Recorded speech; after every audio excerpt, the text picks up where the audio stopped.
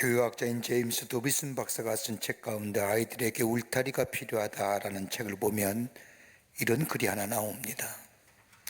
어느 학교에서 운동장의 울타리를 철거합니다.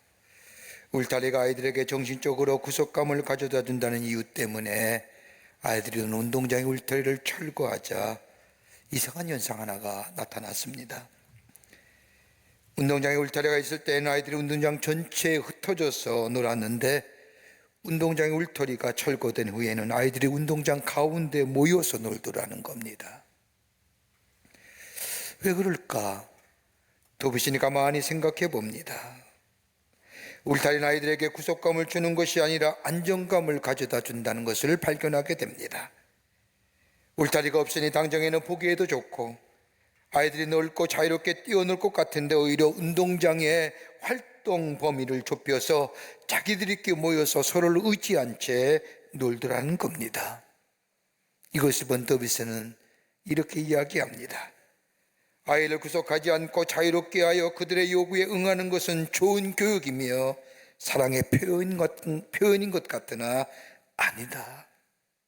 아이들에게는 가정의 규율이 필요하며 부모의 훈계가 필요하며 사회의 공중도덕의 울타리가 저들에게 필요하다라고 얘기합니다. 오늘 본문의 말씀을 보십시오. 오늘 사사기 2장에 나오는 본문의 말씀은 이스라엘 백성이 하나님의 은혜 안에서 살던 이스라엘 백성이 하나님을 떠났을 때에 있어진 일들을 이야기합니다. 오늘 2장 말씀을 보면 두 가지의 내용이 소개되고 있는데 하나는 사사기 2장 7절의 말씀을 보면 백성의 여호수아가 사는 날 동안과 여호수아 뒤에 생존한 장로들 곧 여호와께서 이스라엘 위하여 행하신 모든 큰 일을 본 자들이 사는 날 동안에는 여호와를 섬겼더라. 여호수아 당대와 여호수아 뒤에 생존한 후대의 장로들이 살아있는 동안에는 여호와를 섬기는 믿음의 역사가 지속되었고 또 하나님의 이스라엘 위하여 행하신 구속의 역사가 계속되고 유지되어 보존되었다는 이야기입니다.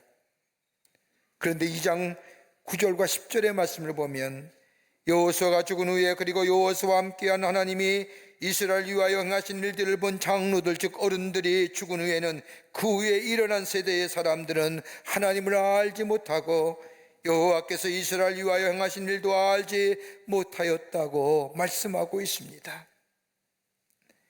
여호와께서 이스라엘 위하여 행하신 구원의 역사를 알지 못함으로 인하여 신앙의 계승은 단절되고 하나님의 구원의 역사는 끊어짐으로 인하여 하나님이 누구인지도 모르고 자기 백성을 위하여 행하신 일, 저 출애굽의 역사나 홍해를 육지같이 걷었던 역사나 광야에서 만나와 메추라기로 먹이셨고 인도하셨던 하나님의 역사, 그 역사의 의식이 단절됨으로 인하여 하나님을 잊어버리고 이스라엘 공동체의 정체성도 잊어버리고 비참한 결과를 초래하게 되었다는 겁니다.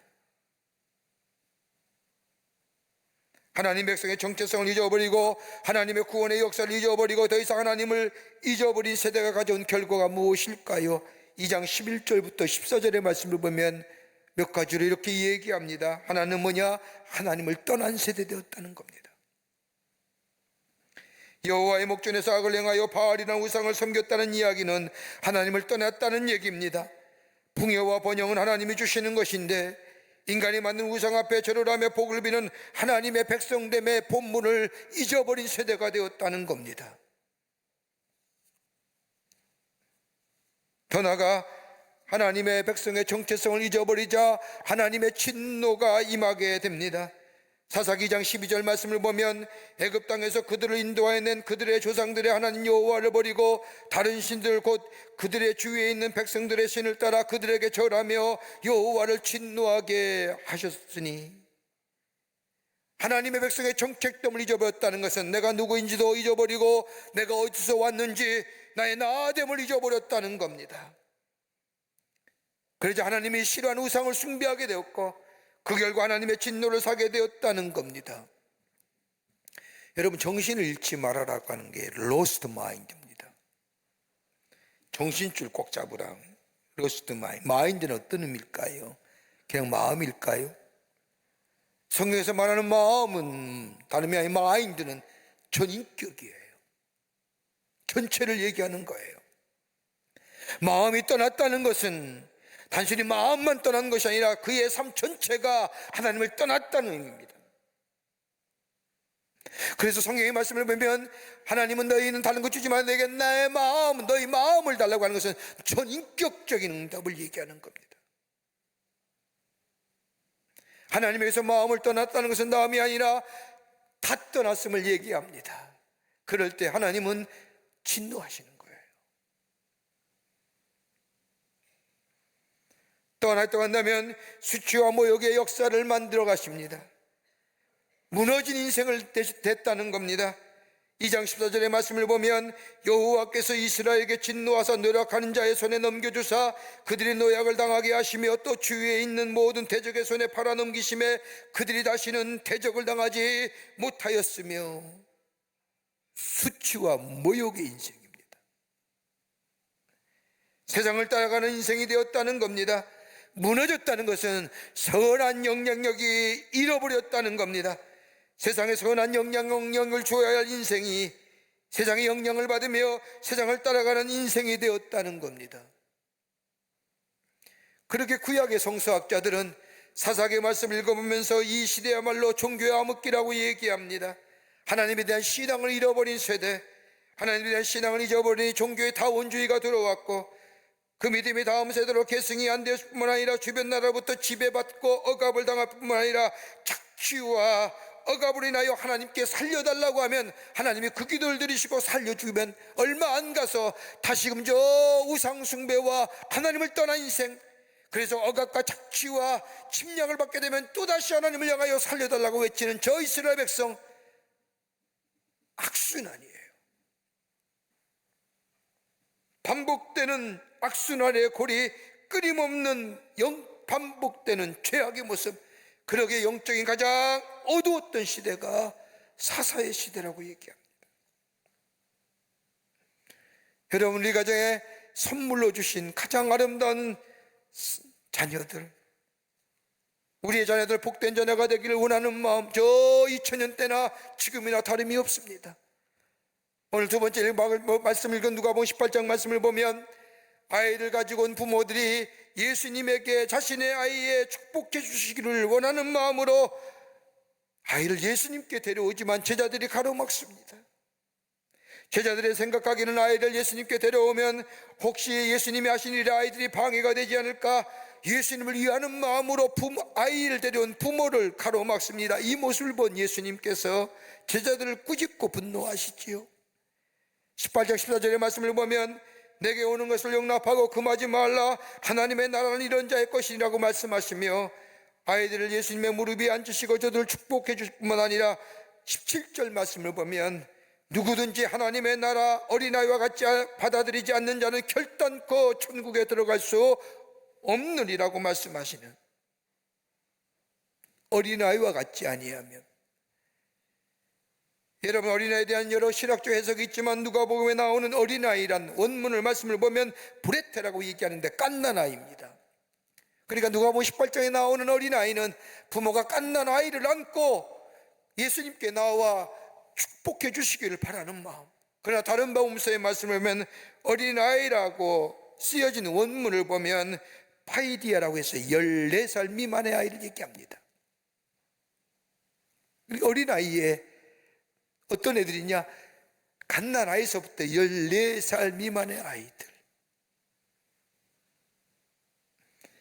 부모의 의존성이 강한 아이들, 때묻지 않는 마음의 소유자, 마치 백지작 같은 어린아이들의 마음속에 하나님의 축복을, 하나님의 복을 풀어주라는 거예요. 여러분 가만 보세요. 14살 넘어가면 질풍노도의 시기예요. 감당하세요? 못하죠. 제일 무서운 게 중딩이라며, 중딩이리. 14살 미만의 아이들에게, 그 어린 심령에게, 백지 같은 마음의 소유자에게, 낮은 자에게 마치 스폰지같이 빨아들일 수 있는 그들의 마음속에 하나님의 축복된 자녀로 자라는 것들을 가르쳐 주라는 거예요. 믿음이 단절되면, 하나님의 거룩한 역사가 계승되지 아니하면 수치와 모욕과 하나님의 진노받는,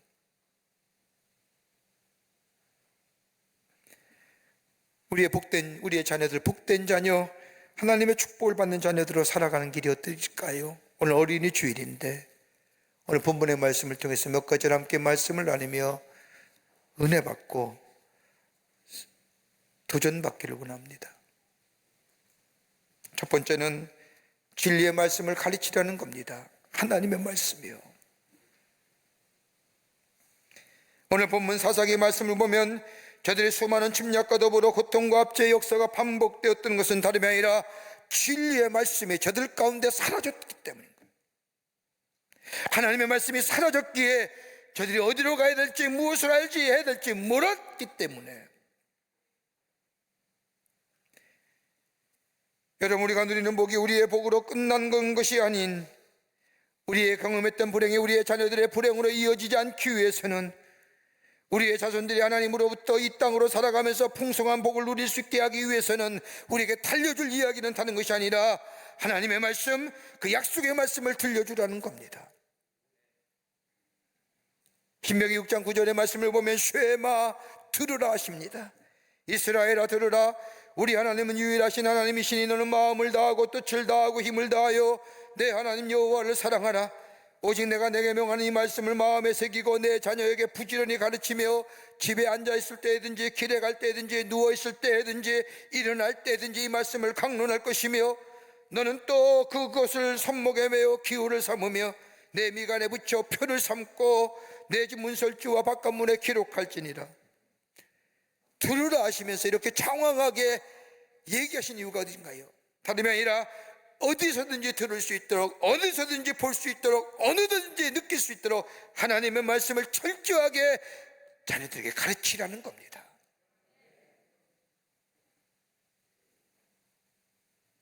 디모데후서 3장 15절의 말씀을 보면 바울의 믿음의 아들 디모데에게 어려서부터 너희가 성경을 알았나니 성경은 능히 너로 하여금 그리스도 예수 안에 있는 믿음으로 말미암아 구원에 이르는 지혜가 있게 하느니라. 하나님의 말씀은 구원에 이르게 하는 지혜예요. 여러분, 구원은 우리의 영혼만 구원일까요? 우리의 마음과 우리의 육체의 구원은 아닐까요? 구원은 한 부분만 얘기하는 걸까요? 아닙니다. 전인적인 거예요. 내 영혼이 구원받으면 내 마음이 구원받고, 내 정신이 구원받고, 내 마음이 구원받으면 내 육체가 구원받는, 그 구원의 지혜가 어디서 나오느냐? 하나님의 말씀에서 나온다는 겁니다. 그 말씀을 가르치라는 겁니다. 우리의 삶 속에 어려움이 감싸고 어렵게 살아야 할지 알 수 없는 생활 속에서 새롭게 살고 구원받을 수 있는 지혜가 어디 있느냐? 하나님의 말씀에, 하나님의 입에서 나오는 하나님의 말씀.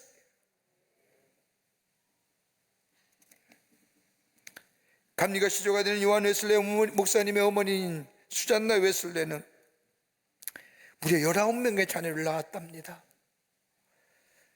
그 가운데 요한 웨슬레 목사님이 15번째입니다. 이 수잔나 웨슬레의 그 많은 자녀를 기르는 자녀 교육에 철칙이 있습니다. 어린아이를 강보에 싸우고 들었다 놨다 할 때에는 그녀는 늘 이렇게 기도했다고 합니다. 하나님, 이 아이는 내게 보내준 천사요, 이제 하나님의 일을 해야 할 사람이요, 크고도 위대한 역사를 이룰 이 귀한 그릇입니다라고 강보에 쌓인 아이들을 들었다 날 때마다 지구를 마치 튼 거와 내렸다는 것처럼 기도하며 자녀를 길렀다는 거예요. 그러면서 수잔나 웨슬레의 자녀 교육의 원칙에는 몇 가지가 있습니다. 그 하나 뭐냐?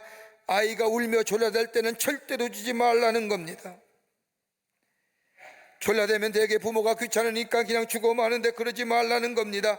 울음을 멈추고 웃는 얼굴로 다가와 손을 내밀며 주세요 이야기할 때에 주었다는 겁니다. 또 하나 또 한다면 어떤 실수라도 자발적으로 고백하면 용서했다는 겁니다. 용서를 가르치는 거예요. 진실한 마음으로 회개하면 어떤 일이라도 용서했다는 겁니다. 이것을 자녀들의 마음속에 깊이 심겨줬다는 겁니다. 또 하나 또 한다면 좋은 행위가 있을 때는 칭찬하고 보상해 주었다는 겁니다. 네 번째가 있다고 한다면 약속한 것은 사소한 것이라도 꼭 지킨다는 겁니다.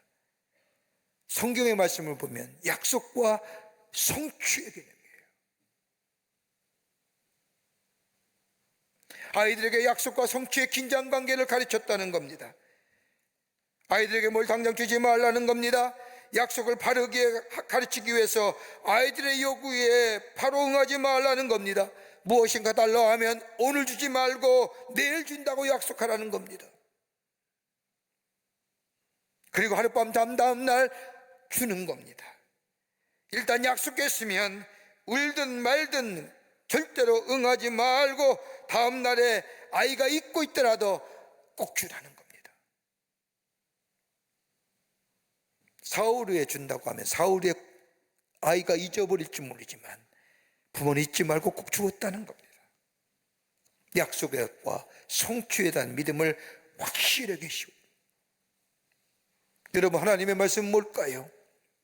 약속입니다. 그리고 성취함입니다. 이 말씀이 가르쳐지는 거예요. 전달되는 거예요. 하나님은 약속하시는 분이고 하나님이 이루시는 분이고. 여러분, 저 예루살렘에 히브리 대학에 유발 하라리가 학자가 있습니다. 많은 분들이 그 책을 읽는데 그분에 의해서의 하나님에 대한 개념이 어떠냐? 저 원시 시대에는 인간의 한계가 있었기에, 인간이 하지 못하는 것들이 있었기에 하나님은 어떤 분이냐? 인간의 필요와 인간의 부족한 분을 채워주는 것으로 유발 하라리는 하나님에 대해 얘기합니다. 신개념에. 그런데 지금에 와서는 필요 없다는 겁니다. 왜요? 4차 혁명 시대와 인공지능 시대, 인간의 이성과 과학이 다 할 수 있다는 겁니다. 그래서 뭐라고 얘기합니까? 인간은 호모 데우스, 호모 데오 하는 거예요. 인간의 신인 거예요. 신은 불필요한 존재예요. 근데 여러분 생각해 보세요.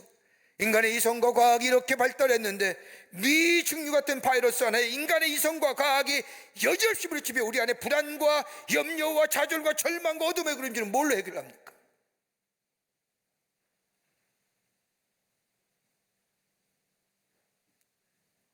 우리 마음속에 어두운 회색 그림자는 어떻게 치유하고 어떻게 납니까?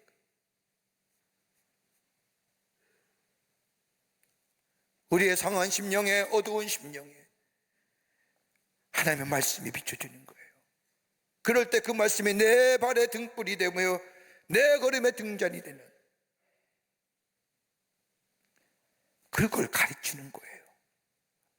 진리를 가르치는 거예요.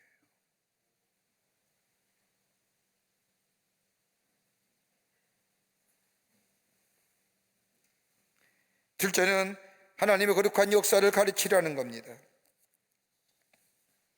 하나님의 구속의 역사, 구원의 역사를 가르쳐 주어야 한다는 겁니다. 본문의 말씀을 보면 하나님의 구원의 역사가 저들 가운데 사라지니 이스라엘 백성이 이방인들 신들을 받아들이고 이방신에게 절하며. 여러분, 신앙은요 전승되어져 가는 거예요.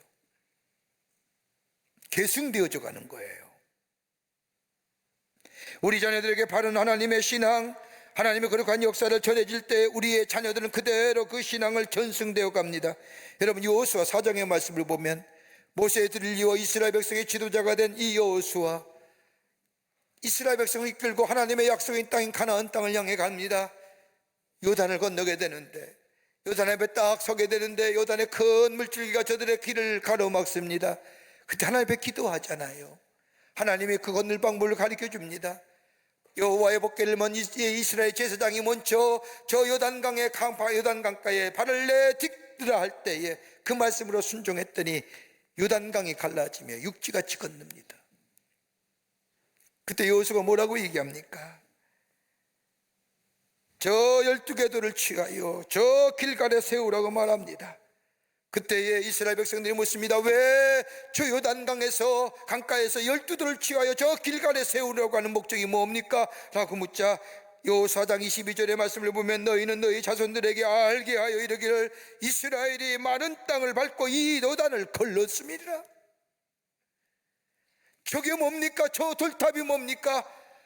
그럴 때 물을 때마다 하나님의 거룩한 역사를 얘기하라는 겁니다. 하나님이 어떻게 구원의 역사를 하셨는지 구속의 역사를 증거하라는 겁니다. 알게 한다고 하는 얘기는 그냥 알게 하는 게 아닙니다. 평범한 소수도 같지만, 사역형의 단어 같지만 명령입니다. 곧 뭐예요? 야다, 체험하다는 겁니다. 체험케 하라.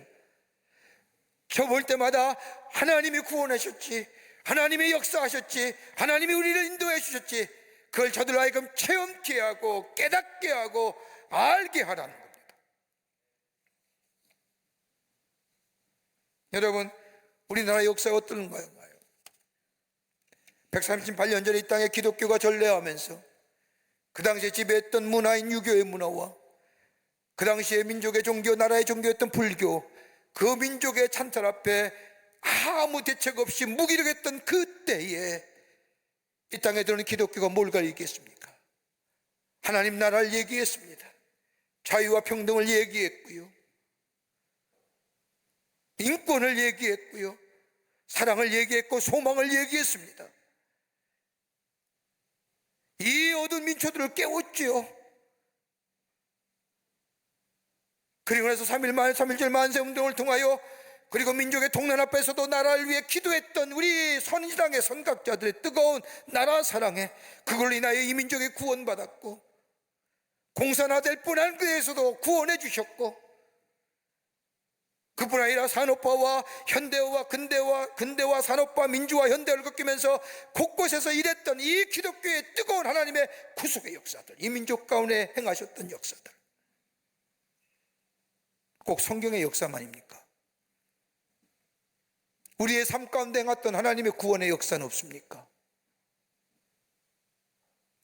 나를 구원하시고 나를 인도했던 그 하나님의 거룩한 구속의 역사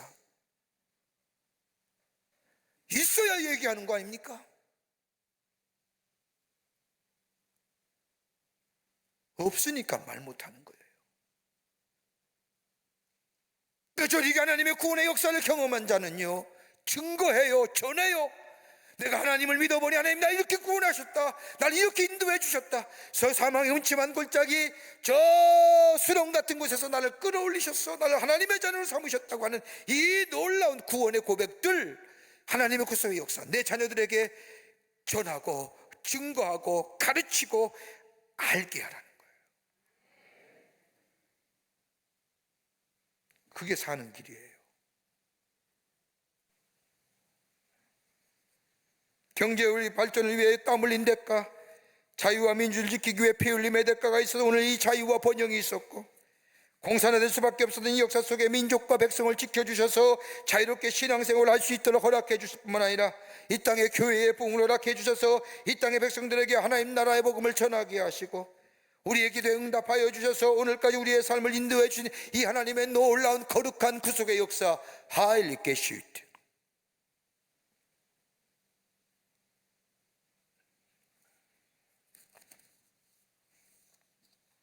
여러분, 먹고 살기에 급급해서 자녀들에게 하나님의 말씀을 더불어 하나님의 거룩한 역사를 이야기하지 않으면요, 노년을 보면 자녀들은 하나님을 떠나고 부모를 기억하지 않습니다. 자식이 있어도 부모가 어디 있는지 모릅니다. 그러나 어렵고 힘든다 할지라도 자녀들에게 하나님의 말씀을 가르치고 하나님의 구속의 역사를 얘기하고 들려주며, 그 자녀는 결코 걸식함이 없습니다. 망하지 않습니다. 그거 하라는 거예요.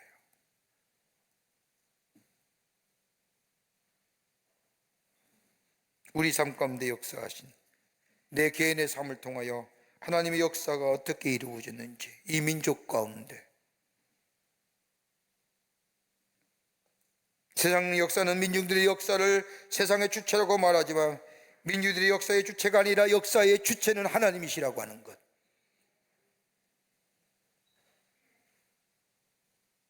이것이 얘기해 주라는 거예요. 그럴 때 자녀가 삽니다. 축복을 받습니다. 끝으로 하나님께 예배하는 것을 가르치라는 겁니다. 예배하는 것. 12장, 오늘 사사기 2장 12절 말씀을 보십시오.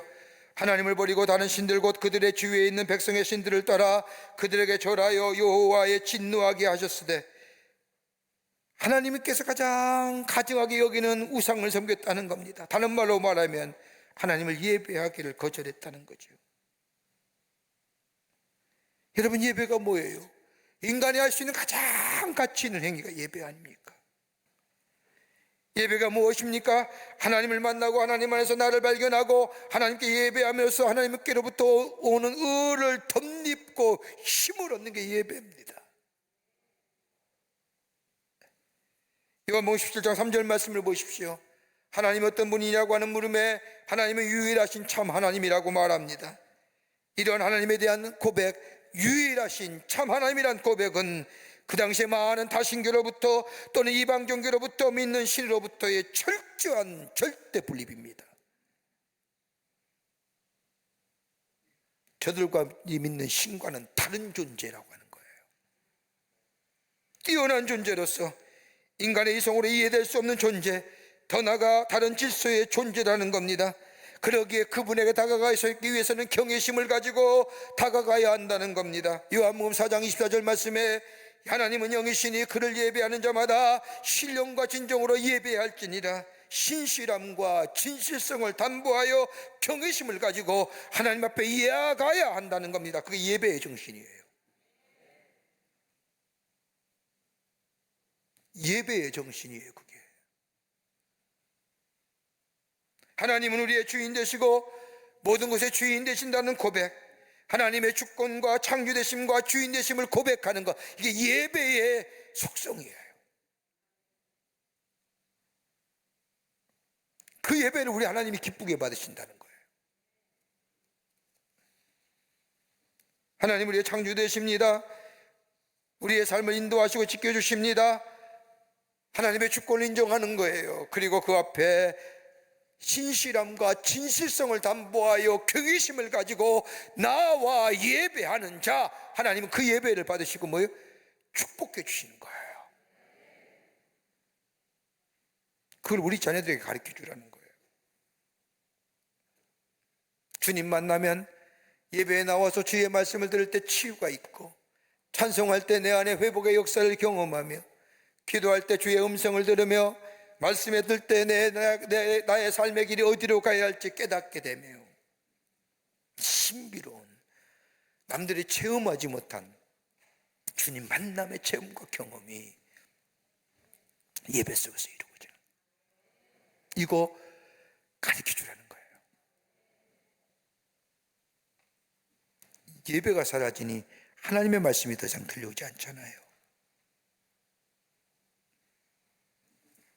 우리의 자녀들 복된 자녀 되기를 원합니다. 축복된 자녀, 나보다 더 많은 하나님의 축복을 받는 자녀, 다름이 아니라 신앙은 계승되어져 가고 전승되어져 가고, 전승과 계승 가운데 뭐예요? 확장성을 가져오는 거예요. 곰곰이 생각해서요. 신앙은 확장성이에요. 내가 경험했던 말씀, 내가 경험했던 거룩한 역사들, 예배 드릴 때 느꼈던 내 안의 감동과 감격들, 내 자녀에게 전승시켜주는 거예요. 계승시켜주는 거예요. 그럴 때 그 자녀가 뭐예요? 하나님의 축복을 받는 복된 자녀, 축복의 확장성을 가져오는 놀라운 은혜가 있게 될 줄 믿습니다. 이런 축복이 여러분의 자녀들, 여러분의 가정 위에 충만하시기를 주의 이름으로 축원합니다. 하나님 감사합니다. 저희들 사랑하시고 하나님의 자녀 삼으심에 감사합니다. 우리의 삶, 하나님 베푸신 은혜와 축복이 참 많은데 잊어버리고 살 때가 참 많습니다. 이제는 그 은혜 안에 거함으로 우리 입을 열 때마다 주의 베푸신 은혜와 사랑, 하나님의 말씀, 하나님의 거룩한 역사를 증거하는 저희들 되게 하여 주시고, 특별히 우리의 자녀들에게 전하여 주므로 우리의 자녀들 하나님의 축복의 확장성을 가져와 복된 자녀로, 하나님 나라의 백성으로 선한 영향력 미치는 자녀로 주께서 삼아 주시옵소서. 우리와 함께 하여 주실 줄 믿으며 예수님의 이름으로 기도하옵나이다.